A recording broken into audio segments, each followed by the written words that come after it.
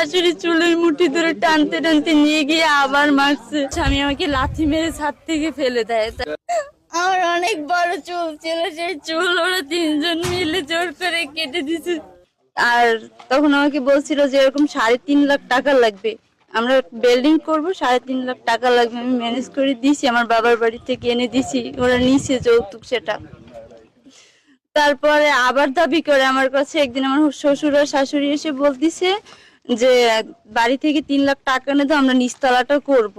তাই আমি বলছি আমার বাবা রিক্সা চালায়, আম্মু গার্মেন্টস করে, আমাদের বাড়ি ঘর নেই, 3 লাখ টাকা আমরা কোথায় পাবো?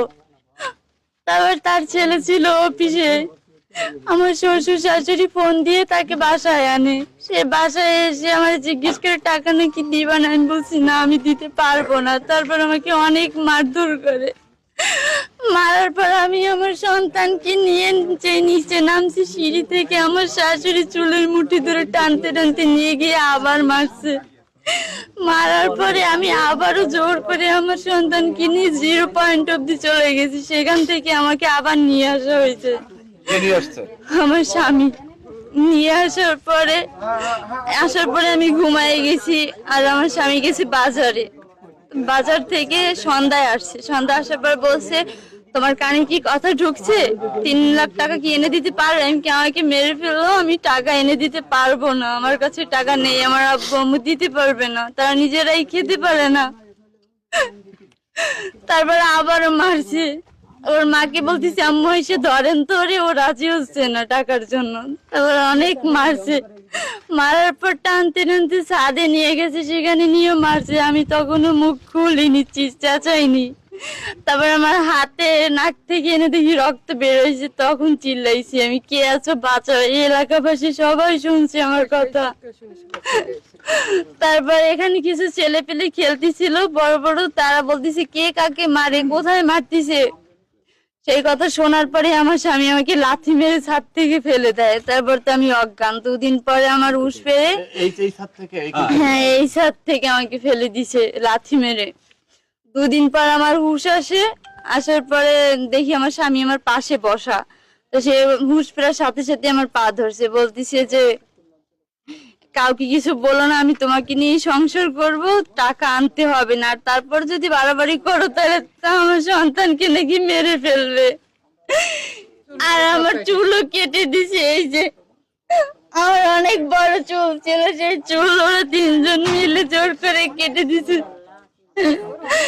তারপর আমার স্বামী বলতেছে যে কাউকে কিছু বলো না, যদি বাড়াবাড়ি করো তাহলে সন্তানকে কিন্তু বাঁচতে দিব না। আমি সেই ভয়ে আমি 10 মাস মুখ খুলিনি। এই 10 মাসেও আমার উপরে অনেক টর্চার করা হয়েছে। আমাকে একদিন মুখের কাছে, আমার মেয়ের গলার কাছে ছুরি ধরে বলতিছে তুমি জবানবন্দি দাও যে তুমি ইচ্ছা করে এখান থেকে লাফ দিছো, তোমার মাথায় সমস্যা আছে, তুমি এখান থেকে লাফ দিছো। আমি আমার মেয়ের বাঁচানোর জন্য বলছি হ্যাঁ আমি লাফ দিছি, সেটা ওরা রেকর্ড করছে। তারপর 10 মাস পরে আমার শ্বশুর শাশুড়ি স্বামী কোরআন শরীফ নিয়ে এসে বলতেছে কি যে আমি এটা ছুঁয়ে কথা দিলাম আমি তোমায় ছাড়বো না, তুমি বাড়িতে যাও, 1 মাস পরে তোমাকে যাই আমরা নিয়ে আসবো। তা আমি যেতে চাইনি স্বামীকে ছেড়ে। তো সে কোরআন শরীফ যাওয়ার পর আমি তাকে বিশ্বাস করছি। তো আমি বাড়িতে গেছি, যাওয়ার পরে 3-4 দিন তারা ঠিক মতো কল দিছে, কথা বলছে। তারপর আমি ফোন দিছি, এখন দেখতেছি ফোন ধরতেছে না। হঠাৎ একদিন ফোন ধরে বলতেছি এত ফোন দিচ্ছ কেন, আমি তোমাকে ডিভোর্সের কাগজ পাঠিয়ে দেবো। তারপর আমি আসছি, বাবু ভাইয়াকে আমি জানাইছি ভাইয়া এভাবে আমাকে ছেড়ে দিতে চাচ্ছে, আমি পঙ্গু জীবন নিয়ে কোথায় যাব, আমি যে আমার মেয়েটাকে নিয়ে ভিক্ষা করে খাবো তাও পারবো না। আমার মা কষ্ট করে আমাকে কানের জিনিস দিছে, আমার স্বামীকে আংটি দিছে, আমার মেয়েকে চেন দিছে, সেগুলো সব রেখে দিছে। আমি যে ভিক্ষা করে খাবো তাও পারবো না। আমার একটাই অনুরোধ, আমি এখন এই সংসার করতে চাই।